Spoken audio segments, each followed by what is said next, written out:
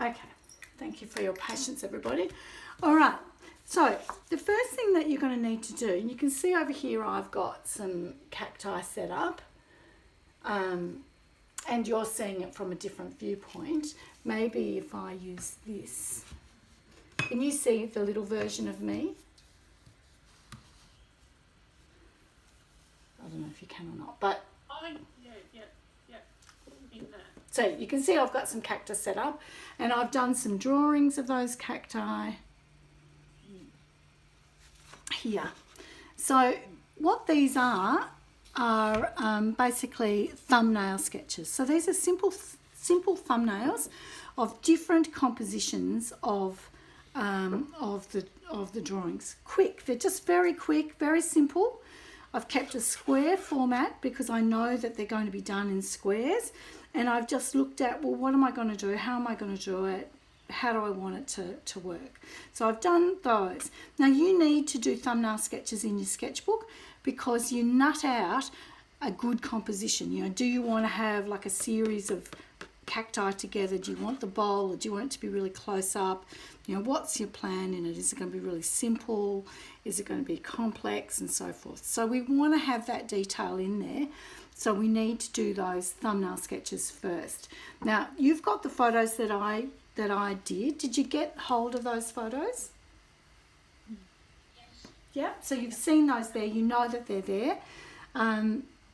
So you've got those to work with. Now, Download. Sorry? I couldn't download them. You couldn't? No.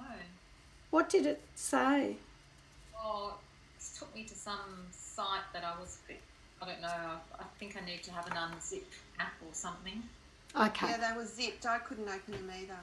All right. Well, we won't panic about it, but I might be able to help talk you through that a little bit later on. So basically, we're looking at that sort of idea of building up thumbnail sketches, and this is something you would always do before a painting, because if you just dive into the painting, you're going to make errors and you're not going to know how to fix them. The next thing that you will do is you'll paint a ground onto your canvas. Now, I didn't have the same size as your canvas. Oh, sorry. Shit. Now we're going to see. God, I hope there's no Thanks, embarrassment. Sue and Ron. Good to know. So my canvas is a bit smaller than yours. It's quite tiny, but it was just all that I had at home. Now, what I've done and what you'll do is you'll paint a ground onto your canvas, and you can see here I've painted 3 different types of colours to give you a bit of an idea. Very natural colour tone. This one, if I did sort of greens, and I was thinking kind of viridian-y green, that's going to work as a complementary. And then this one, where if I did kind of bluey greens and mauves, that background might work. The other thing that I did, I had variety of little boards, and I've done some different backgrounds in those, in those little boards. These are great. So you get these at $2 shops, and they're like, I don't know, $3 or $4 for a little set, and they're terrific because you could then go off and start doing a whole little set, and you could still do cactus paintings in acrylic as well. It doesn't have to be done in oil, so it gives you a few options, but it's quite quite lovely. You can see how they would work really interestingly as little sets. So a variety of different grounds. Now, I've painted these grounds in acrylic, and I'm going to get you to do yours in acrylic as well, because it's going to be a whole lot faster to dry, so they'll be dry enough ready for you to paint on. And you've got the acrylic paint there. So the ground will just be painted in acrylic. You could paint, and this one I did the sides, so you might paint the whole canvas, and that would equally work. Once you've done your thumbnail sketches and you've found one that you really like, you would then draw that up onto the surface. So here you can, I don't know if you can see, can you see that? It's a bit hard to see, but I've drawn it up. Oh, there you go, you can see there. Yeah, So I've drawn that up onto the surface, and I'm ready to start painting. Paintbrushes. Hang on. Was that just pencil? Sorry, I just missed that because I was talking to my husband. Was that pencil you've drawn on? Yeah, just pencil's fine. Sorry, hang on a sec.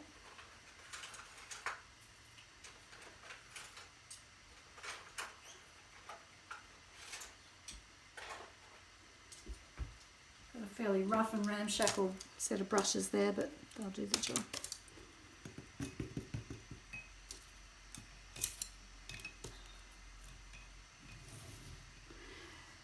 Okay, now I remember that that you've got that guide there, which will help you to figure out what colours you're going to use. And on that guide, I think it cut off slightly on the left-hand side. The left-hand side colours were permanent red, cadmium red, permanent alizarin crimson. Cadmium red, this one, is a dangerous colour. It's a bit muddy. It's a Winsor & Newton one, and it's a bit of a muddy colour, and I find that it goes very muddy. So just be a bit cautious. And I've written beware makes colours muddy, so just watch out for that one. I think at the base, hopefully that was still in there, I put in the recipe for chromatic black. I did squirt some black on there, but I probably shouldn't have, but I did. So there's a little bit of black on there. But I think it would be better if you didn't use the black. And certainly don't use the black for mixing. I have a tea towel. I have an old tea towel. You can see it there. I use an old tea towel just to like dry my brush on and stuff, and that can be a really good, let's get this so that you can see, can be a really good thing to have as well. Okay, so this is all dry. I'm ready to start, but as always, I'm going to, I don't like that brush, hang on.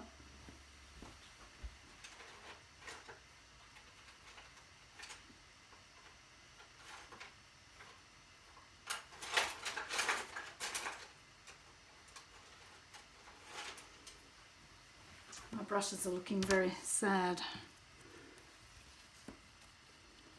So one of the things to remember when you're mixing is that you're still going to be mixing colours. So adding white to colours is going to lighten them, and you can see how that viridian is lightened radically and really quickly with just the tiniest bit of an addition of white, which is, you know, good to know. So I'm kind of mixing a middle tone, and you can see that I'll get you to decide what colours you're going to use and look for a more limited palette. Put it onto your wooden palette, put the colours you need onto your wooden palette, but only a small amount, and mix from there. And I always put my colours on in a range. So you can see here it's gone yellows through to reds, blues, greens, and I normally keep white over here. And then I mix inwards. So if I was mixing this colour, I'm going to mix inwards. Yeah, so I'm going to mix this way. And I do that as a matter of course, so I can easily get to the colour that I need. Is the brush need to be damp or dry, Tracy? Sorry? Is the brush need to be dry or damp? It can be damp. I normally work with a fairly dry brush, but that's a matter of choice, kind of a, you know, what works for you a bit. So there isn't like a standard rule that you've got to apply.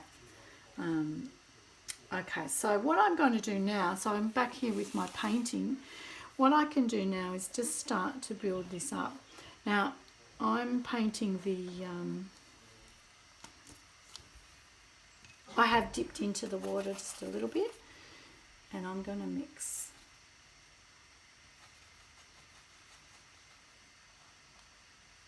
somewhere in between these two, because I think that's going to work better against that red. So the first thing that I'm going to do is I'm going to put down my colour fairly simply against that I'm having trouble seeing what I've drawn in.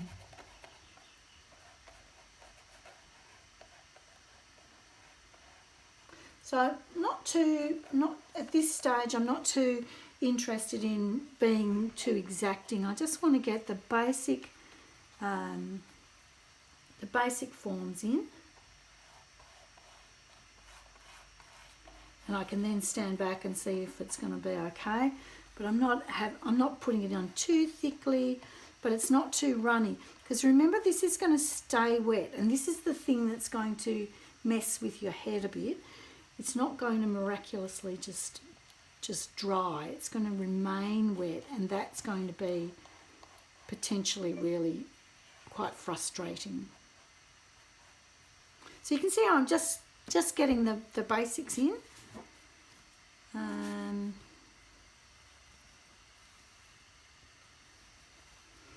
Now, because that one in front is, I'm just going to make it a lighter colour just so I can see what I'm doing.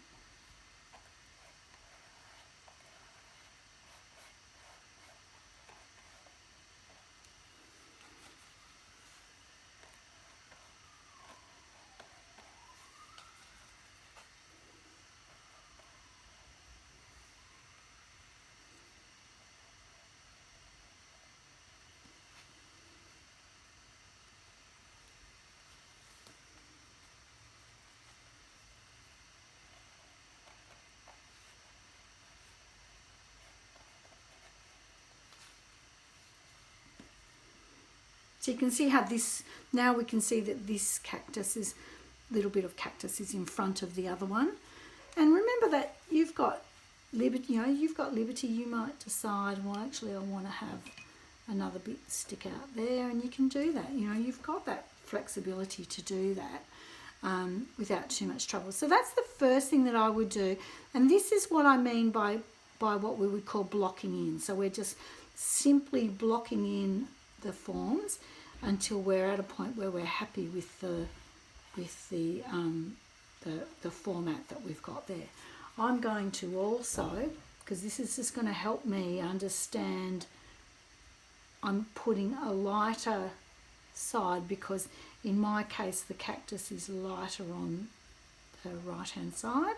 So I'm just coming through and adding that fairly simply, and that's going to just help me to understand how it works.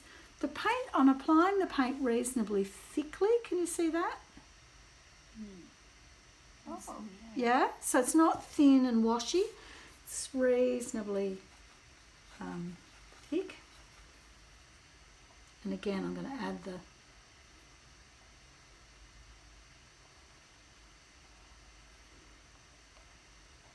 Tracy, are you painting from a photograph, or are you painting? No, I'm painting from the setup that's over here, sort of.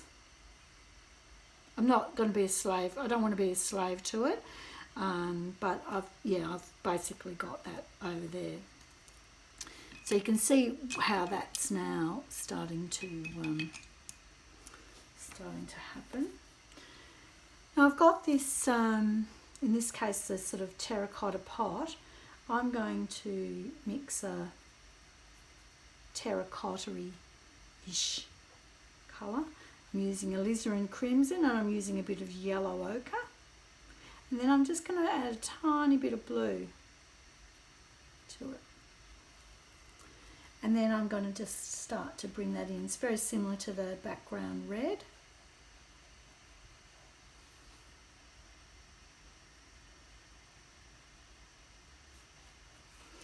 And then one of the biggest problems is deciding what to do with this, this ground. So what I could consider doing is building up a chromatic black, and it's a good opportunity to show you the chromatic black. assuming I can find some burnt umber, just a sec.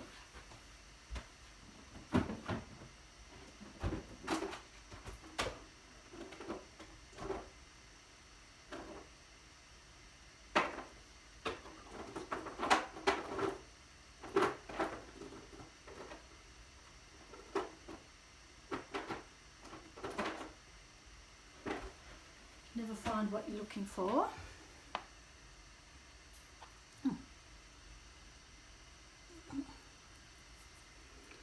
Skim it.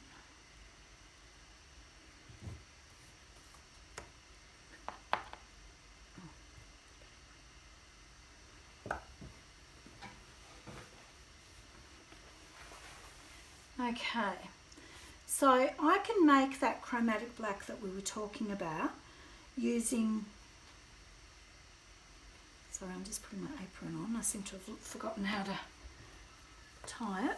So I can make a chromatic black using, in this case, burnt umber, French ultramarine blue, and alizarin crimson, and that's in equal quantities.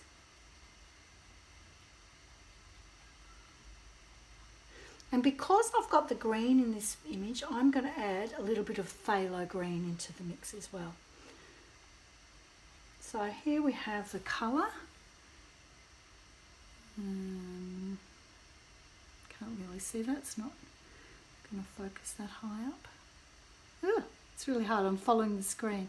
But just it's quite black, which is fantastic, but it's not pure black. So you can see, you know, people are scared of making chromatic black, but it's really easy to do. There's no reason to be afraid of making a chromatic black because, you know, that just took, how long did that take? A minute, if that? Sorry, what were the 3 colours again, Tracy? So, alizarin crimson, Yep. ultramarine blue, and one of the earth colours. I'm using burnt umber, but I think I put burnt sienna on yours, but either will work. So you could use raw umber, raw sienna, burnt sienna, and they'll all work. And you can see how that's, oh sorry, that cropped that out. So you can see how that's starting to come up there. I could then build up the background. I could build it up in reds, or I could knock that back. But you can see the beginnings of the painting starting to take shape. The really critical thing, the thing that most of you are going to want to do is you get to this point and then you start going, oh, I'm going to put the spines on the cactus now. But you've got to slow down and not rush ahead and put the details in early. The details need to happen much later. And I haven't got any of my examples because they're all at school. But yeah, the details would happen much, much later on in the piece. For now, we're just mapping it and then sitting it back and having a look and making sure that it feels right and making adjustments accordingly. So you can see how, you know, in that case, that's going to be a very bright canvas. If I was to do something on say, you know, this kind of thing, I could be using these sorts of colours are going to look really beautiful with pink underneath, and I could use pinks and I could use mauves, you know, like lovely, really mauvey, pinky colours. And that colour of the light coloured cactus, I'll just see if I can spin this around so you can see here. The colours of this sort of cactus here, and it's hard to see there, but they've got lovely pink tips on them. And I think, Deb, you put in some of those sorts of cacti into the packs.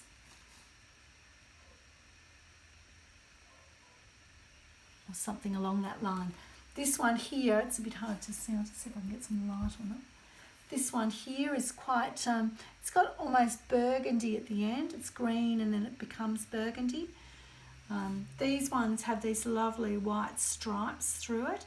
So you've kind of got to spend some time scrutinising the cactus and understanding how it works before you get too carried away.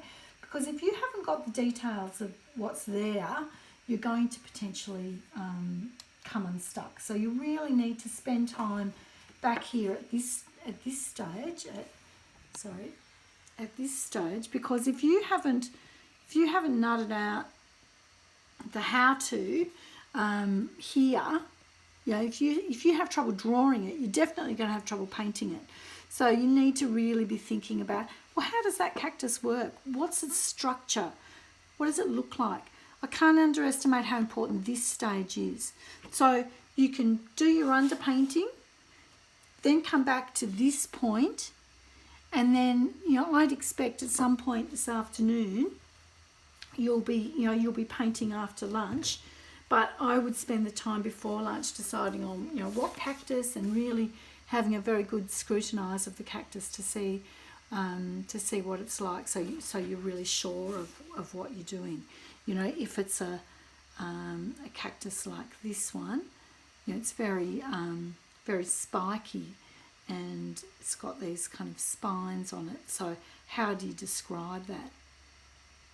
Incidentally, this cactus comes from probably Kmart or somewhere like that. It probably cost a couple of bucks and is plastic, but it would work perfectly to paint and works really nicely against that pink. And if you imagine on that score, if we looked at, what is it, look how differently it reacts on that. Now we can see, can you see the red coming through of the cactus? On the tips of the cactus? So a completely different feel from that to that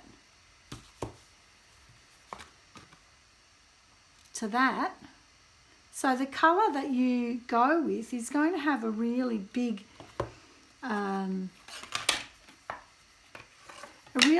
impact on the end result. So you need to really be thinking about that. I'll switch the light across, because that's really going to affect the end result. So we really need to be thinking about the colour that you choose for the base, remembering that you're going to paint over it, but as you learnt before, you can leave gaps. So say if I painted up, this might become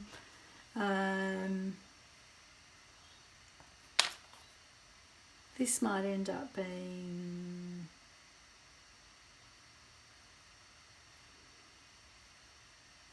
I might put a colour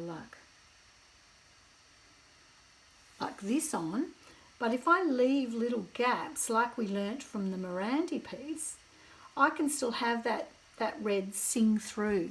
Can you see that? Yeah.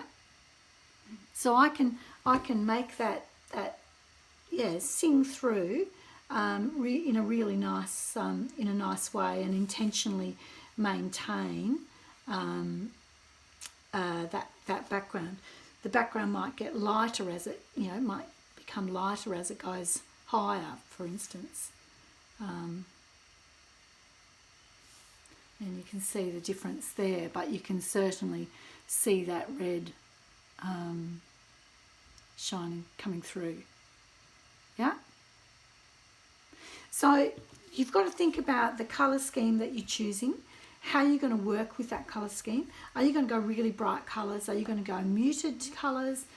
And if you're going muted colours, starting with a muted ground makes lots of sense, because that's going to immediately give you a more muted sense, and your colour's going to be much more mixed down.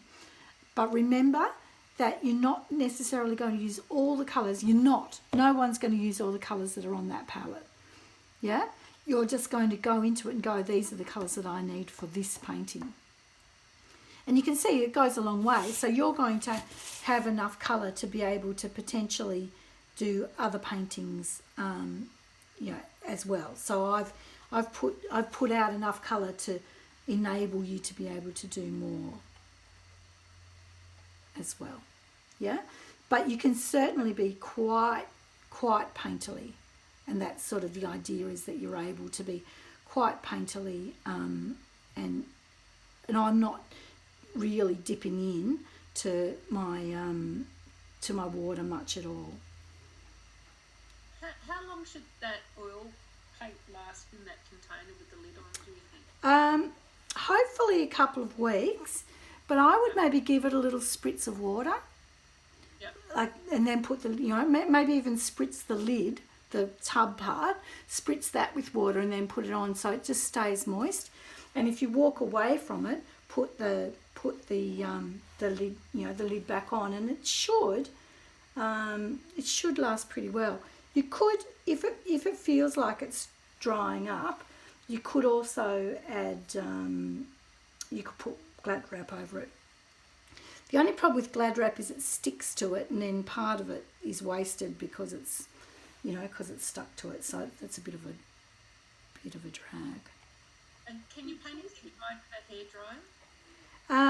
Yeah, hairdryer is not really going to cut it. It's not really going to work. So I'm painting and it's wet, but it's okay. It's all right that it's wet. Yeah. Don't feel like, oh, it's wet and I can't. Just sort of let yourself go with that a little bit. It's all right. That's part of the joys of oil painting. It's also the thing people love about oil paint, and it's the thing that people hate about oil paint. Unfortunately. So it's a love-hate relationship. It's normal to love it and hate it. Yeah? Do we need to wash the brush before the change of the color? Yes, I would. Yeah. In water, is it? Yeah, just in water.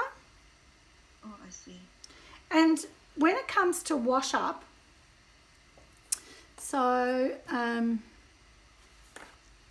imagine this is covered in, paintbrush is covered in paint. What you need to do, what I do, is I put a little bit of detergent in the palm of my hand, and then I go like this, and it froths, so it froths up. A little bit of soap, could be just a bit of cake soap, and it really washes up, gets quite frothy, and really push it around, and then rinse it in warm water, and then give it a clean and a dry, and that's going to come up really well. So that's how I clean them, because otherwise you get bits on the inside, like it looks clean on the outside, but there's stuff on the inside, and it's going to just clog up, and then you've got a really stiff, you end up with a really stiff brush, which is a bit of a pain. So you can see how that's starting to find its way. It's got a long way to go. I'll keep working on it, the Savo, and if you go into the other paint, don't stress, just go with it. I've just gone into it there and I've just wiped it back with my hand. It doesn't matter too much. With backgrounds, you can see the background that I'm putting in there. It's got light areas and dark areas, so it's not all a uniform flat colour. I'm trying to liven it up with different colours being added, and I'm sort of trying to make it lighter over here and gradually getting darker as it comes down into here.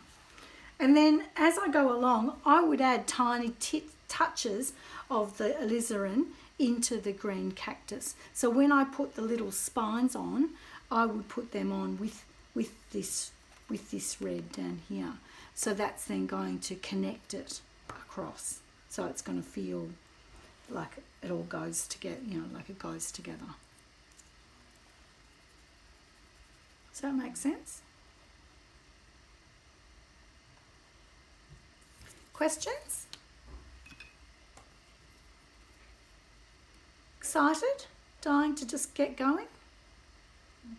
So again, can we using the acrylic pads as an experiment? Sure. Okay. Of course you can. Just do that on paper would be fine, Wendy.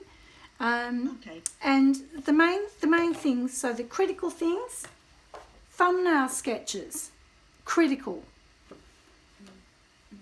Really observing the cactus, really looking at how does this cactus work, what's it like, what do the spines feel like, how is it made, what's its structure.